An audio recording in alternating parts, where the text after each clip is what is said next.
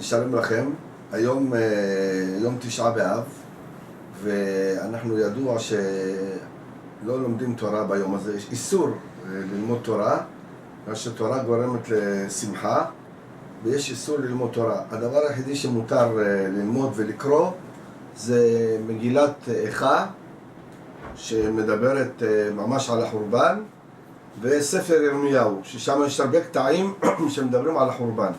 אבל לפני זה, אני נוהג לשים כיפה בשיעורים שאני נותן, אז גם עכשיו אני אעשה את זה. היום לא אוכל לדבר על דברי תורה והסברים ופירושים. נדבר רק על מגילת איכה כמה מילים, ספר ירמיהו כמה מילים, וגם אני אתן לכם את התוכנית בגדול, מה יהיה בהמשך. יש הערה חשובה בקשר לספר איכה. השער שבהתחלה הוא אומר שמה, איכה ישבה בדד, העיר רבתי בעם. ובהמשך הוא אומר, רבתי בגויים, שרתי במדינות. מה פירוש רבתי בעם? הוא מתכוון על ירושלים. ידוע שירושלים הוציאה, ועד היום הוציאה, הרבה חכמים גדולים, אנשים חשובים, בין בחול בין בקודש. ורבתי בעם, הכוונה היא שהעיר ירושלים הייתה הרבה ביותר בעם מבחינת חוכמה, לא מבחינת כמות.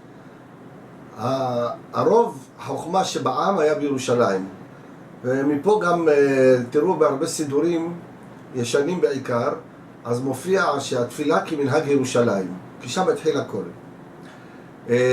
בהמשך הוא אומר רבתי בעם, רבתי בעם אמרנו, רבתי בגויים, שרתי במדינות.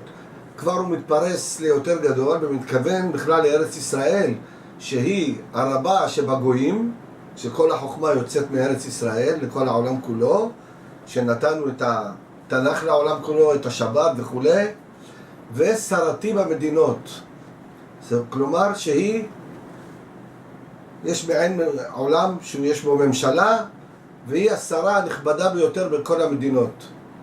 ובכוונה הוא מתחיל בשבח גדול לירושלים, שאחר כך הוא מבכה אותה ומספר על החורבן ואיך כל החוכמה והיופי הזה נחרב, וזה בהמשך.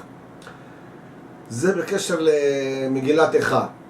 עוד הערה בקשר למגילת איכה, כל המגילות, יש 5 מגילות שנמצאות בתנ"ך, הן באות בסדר אחד אחרי שני. 4 מגילות נכתבות על קלף. זאת אומרת שיש הידור לכתוב את המגילות האלה על קלף, כמו ספר תורה, שנדבר עליו בהמשך, כל המרכיבים שלו. וחוץ מספר איכה, שלא כותבים אותו על קלף. מהסיבה הפשוטה שמאמינים, ספר קלף הוא לשנים רבות.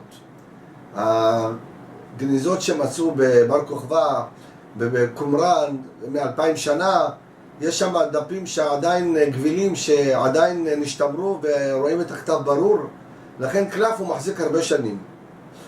וספר אחד לא נכתב על קלף כדי שבתקווה שלא נצטרך אותו להרבה שנים ויבוא בעזרת השם משיח וניגאל.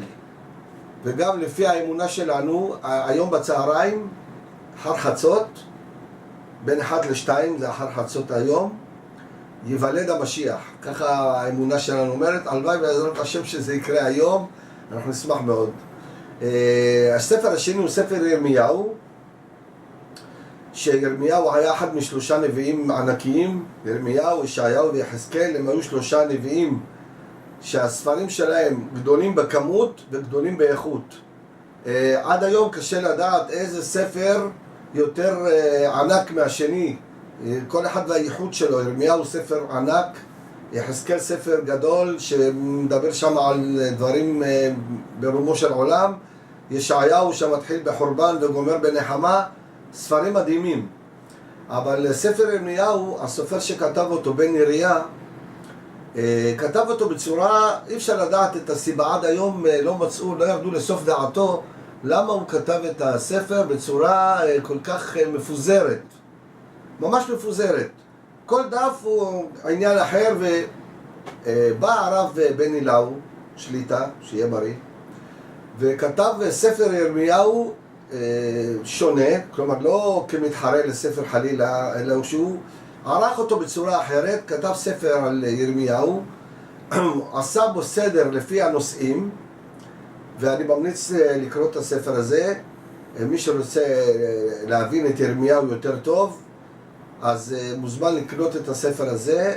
יש שם, הוא ערך את הבלגן שיש בפרקים, הוא עשה אותם לפי ספר, גם כרונולוגי וגם נושאי וגם ענייני, משהו מעניין ביותר. זה בקשר לשני הספרים האלה שאי אפשר יותר לדבר היום על, יש לי המון מה להגיד, אבל היום אי אפשר יותר. מה שאני אגיד לכם לסיום, זה הנושאים שאני מכין לכם בהמשך, שיהיו מאוד מעניינים, כמובטח. אנחנו נתחיל, לפי הניסיון שלי מתלמידים, כשאני אומר להם את הנושאים, כולם רצים לנושא הזה. נתחיל בסוד האותיות, ואני לא רוצה לפרט, כי אני מכיר את עצמי, אני אגלוש להסברים, שזה אסור היום. אז סוד האותיות, זהו, נגיד רק את זה, ההסבר יבוא בהמשך. הנושא השני זה כתר ארם צובא, ספר תורה עתיק, בין 1200 שנה בכתב יד, ספר תנ"ך יותר נכון, כל התנ"ך כולו, והסיפור שלו מאוד מעניין, סיפור בלשי, כל הגלגולים שלו, מה שקרה לו, וממנו מעתיקים את כל ספרי התורה בעולם. סוג של שבלונה ענקית שלא מספיק מוכרת בציבור, ואני עושה נפשות לספר הזה, אני ועוד שכמותי וגדולים ממני, ואני מקווה שזה יגיע אליכם גם. בהמשך אני אתן לכם דוגמאות של דפים נדירים וכו'. אפשר יהיה להוריד את הדפים.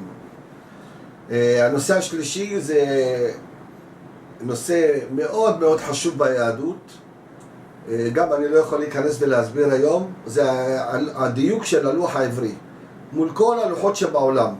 יש הרבה לוחות בעולם, בפרט הלוח הלועזי של ינואר, פברואר ומרץ, שכל העולם משתמש בו, מיליארדים משתמשים בו, ולעומת הלוח העברי אנחנו נמצא את ההבדלים ביניהם, ואתם תופתעו איזה הבדלים גדולים לטובתנו יש בלוח העברי.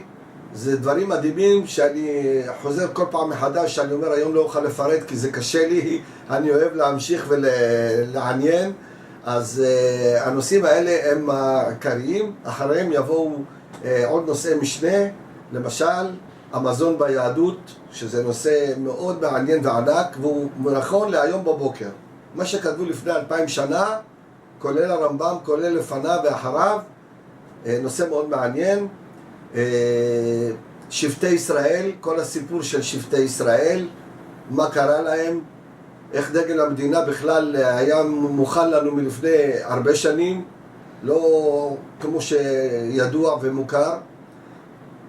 עוד נושא שאני, נשים, מאוד חשוב, נשים שקולם ודמותם באיזשהו מקום בתנ"ך נעלמת. יש בתנ"ך בערך 1700 שמות של גברים ורק שמות של 170 נשים, 10%. אז אנחנו נפרט יותר בקשר לנשים. יש נשים מדהימות במקורותינו וגם בתולדות עם ישראל בהמשך, גם בציונות, ועוד נושאים מגוונים ומעניינים.